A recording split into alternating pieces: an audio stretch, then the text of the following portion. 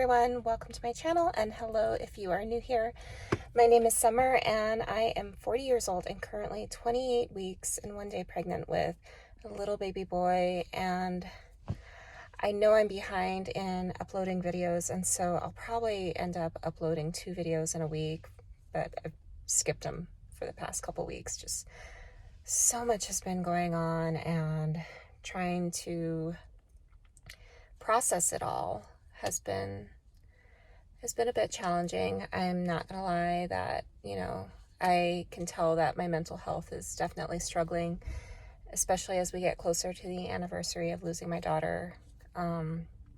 It's so weird because it's like I'm 28 weeks pregnant with a baby boy, my rainbow baby, and I feel like I should be so happy, and I am, and I don't want my sadness and grieving for my daughter to take away from baby boy, but it's still a part of my life and a part of my journey that I can't take away. And I think about when I have baby boy, I'll probably bawl my eyes out and just cry, because it is challenging, and especially challenging when you're going through this and you can't take your husband to your ultrasound appointments and things like that. And so a few different things have been going on. I found out I had a low-lying placenta. It's still low-lying as of 28 weeks. So I'm hoping that, I can go on to have a normal, natural delivery. But if not, and the placenta is blocking baby boy from flipping, and because right now he's breech, if it's blocking him, then we're just going to opt to do a C-section, and we'll just kind of take it as it comes. But there's just some other things going on at the time that with family, I worry about my older kids. If you think that as your kids get older you're going to worry about them less, I'm here to tell you you're completely wrong. You never stop worrying about your kids, whether they are grown or little, because they're a piece of your heart that is outside of you. So, and I've got 5 kids out in the world, ages 21 through 2 years old, and I worry about each of them all in different ways and love them. And when you've got 5 pieces of your heart living out there in the world, and they're vulnerable to different stresses and heartaches and everything, it's hard. So I'm not gonna lie about that. And then dealing with the mother-in-law from hell. My husband usually does a pretty good job at sheltering me from it, but with some of the health problems with this pregnancy being high risk, it's stressful, because I can tell that it's almost like she's a vulture waiting and preying on my high risk pregnancy, so she can kind of come in, swoop in, save the day, and take care, because I had that reaction to my gestational diabetes test, and she was like, well, let me know if you need me to come up and take care of the baby. And I just thought to myself, no, you treat my older kids and myself like crap, and if anything were to go wrong, you are the last person I'd ever want in my time of need. So I'm trying to count my blessings to make sure I stay positive and happy. And it's challenging, but I can't take away from the fact that I am so blessed and happy that baby boy is doing well. So I'm at my 28-week doctor's appointment today. We are likely going to get my flu shot and my TDap shot and go from there. But I'm excited about this. It's just, right now it's a bit of a lot, and I'm not sure how things are going to continue to be, especially as we approach the anniversary of my daughter's death. We lost her November 10th last year.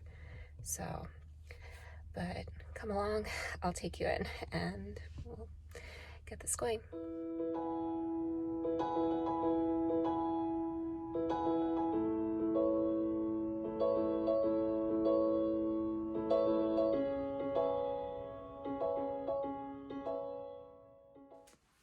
So I'm back home now, and I am so glad that I have the doctor that I do, because I was talking to her and I told her, I was honest with her about the feelings that I've been having and everything, because it's so important that if you're having feelings of anxiety or just sadness and you're not really sure why, or if it's just emotions, if it's because of whatever trauma that you went through, it's important to be honest about it, because there are other people that rely on you.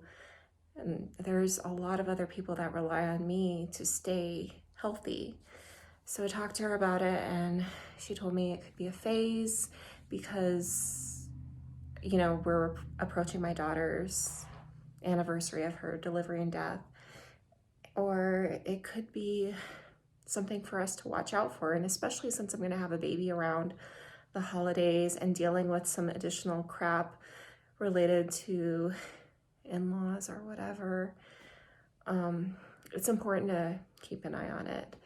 So she said that if I notice that things aren't necessarily getting any better, or that it's not a phase, just let her know. She does have a recommendation for Zoloft, so she would probably put me on that and then see how I do there. But she's also going to mark in my chart to just keep an eye out for postpartum depression, because I know this from when I was pregnant with my second daughter. She was the only one that I had a really emotional pregnancy, and I did have postpartum depression afterwards. So I'm older, I'm wiser, and I just feel like I need to be proactive about my mental health, especially with everything that's going on, because I am a mom and I have to make sure that I'm strong for the people who rely on me. But that aside, baby boy is doing great. My blood pressure was like 110/58, and I'm weighing around like 167 pounds, so I've gained about 30 pounds now, almost. And he's just measuring right on time. She told me that if babies still breech or the placenta is very low lying, to not worry, that, you know, we'll just go ahead and schedule a C-section. She will be my doctor, and I fully trust her because I feel like she fully understands me. She understands my journey and what I have gone through and what type of person I am. So I feel like she can be the best person for me to lean on if we were to face that. And the fact that we're facing it around the holidays doesn't help, but you know, it really did make me feel a lot better. And I got my flu shot and my TDap, and then I came home and took a nap, and I slept. And now I gotta wake up and go pick up my son and finish out the rest of my day. But so far, that's what's been going on. I know this is less more of a pregnancy, but more about mental health update. But, you know, they kind of go hand in hand when you're dealing with hormones and everything else like that. So I'll get these videos up because I'm so behind on it, and I'm sure it'll probably make me feel better just to get these videos up.